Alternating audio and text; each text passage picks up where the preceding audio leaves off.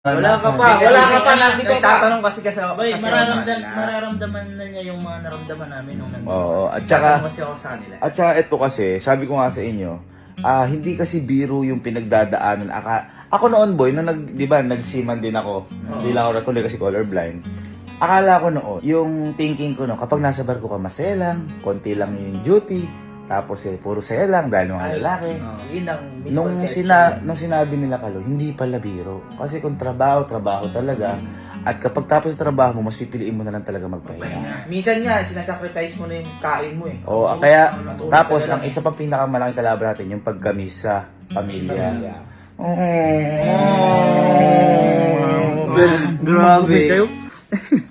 Sorry. Tapos na yan! Sorry.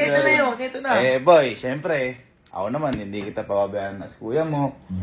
Mga kuya mo, syempre, bibilangan namin ng kung ano kailangan mo.